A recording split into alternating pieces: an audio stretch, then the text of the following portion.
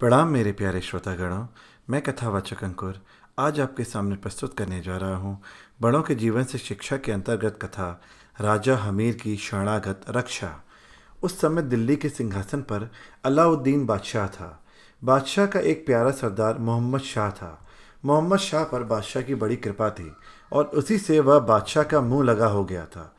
एक दिन बातें करते समय हंसी में मोहम्मद शाह ने कोई ऐसी बात कह दी कि बादशाह क्रोध से लाल हो उठा। उसने मोहम्मद शाह को फांसी पर चढ़ा देने की आज्ञा दे दी। बादशाह की आज्ञा को सुनकर मोहम्मद शाह के तो प्राण सूख ही गए।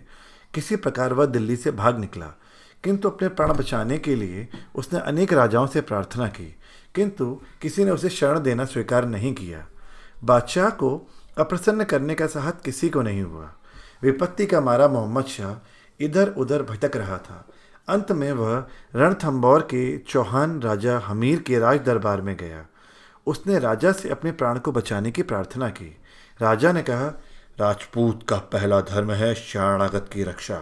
आप मेरे यहाँ निश्चिंत होकर रहें। जब तक मेरे शरीर में प्राण है कोई भी आपका बाल भी बांका नहीं कर सकता। मोहम्मद शाह रणथंभौर रहने लगा। जब बादशाह अलाउद्दीन को उसका पता लगा तो उसने राजा हमीर के पास संदेश भेजा, मोहम्मद शाह मेरा भगोड़ा है, उसे फांसी का दंड हुआ है, तुम उसे तुरंत मेरे पास भेज दो। राजा हमीर ने उत्तर भेजा, मोहम्मद शाह मेरी शरण में आया है और मैंने उसे रक्षा का वचन दिया है। मुझे चाहे सारे संसार से युद्ध करना पड़े, भय और लोभ में आकर मैं शरणागत का त्याग नहीं करूंगा। अलाउद्दीन को राजा का पत्र पाकर बहुत क्रोध आया। उसने इसे अपमान समझा। उसने उसी समय सेना को रणथंभौर पर चढ़ाई करने को कहा।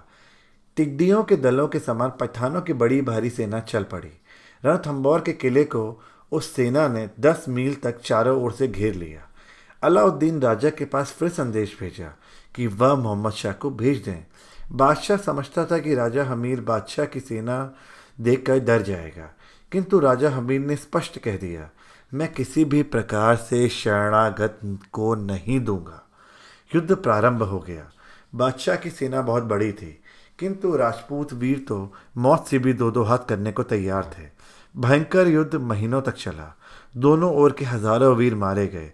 अंत में एक मोहम्मद शाह ने स्वयं राजा हमीर से कहा, महाराज, मेरे कारण आप बहुत कष्ट उठा चुके। मुझे अब आपके वीरों का नाश नहीं देखा जाता। मैं बादशाह के पास चला जाना चाहता हूँ। राजा हमीर बोले, मोहम्मद शाह, तुम फिर ऐसी बात कभी मत कहना। जब तक मेरे शरीर में प्राण हैं तुम यहाँ से बादशाह के पास नहीं जा सकते। राजपूत का कर्तव्य है कि शरणागत की रक्षा। मैं अपने कर्तव्य का पालन देकर भी प्राण देकर करूँगा, बट उसका पालन हर हाल में करूँगा। जैसे जैसे समय बीतता गया, राजकुमार सेना के वीर घटते गए और रणथंभौर के किले में भोजन सामग्री कम होने लगी। उधर अलाउद्दीन की सेना में दिल्ली से आकर नई नई टुकड़ियां बढ़ती ही जाती थी। अंत में रणथंभौर के किले की सब भोजन सामग्री समाप्त हो गई। राजा हमीर ने जौहर व्रत करने का निश्चय किया। राजपूत स्त्रियां जलती चिता में कूद गई और केसरिया वस्त्र पहनकर सब राजपूत वीर किले का फाटक खोलकर निकल पड़े। शत्रुओं से लड़ते लड़ते वे मारे गए। मोहम्मद शाह भी राजा हमीर के साथ ही युद्ध भूमि में आया और युद्ध में मारा गया। विजयी बादशाह अलाउद्दीन जब रणथंभौर के किले में पहुंचा तो उसे केवल जलती चिता की राख और अंगारे ही मिले।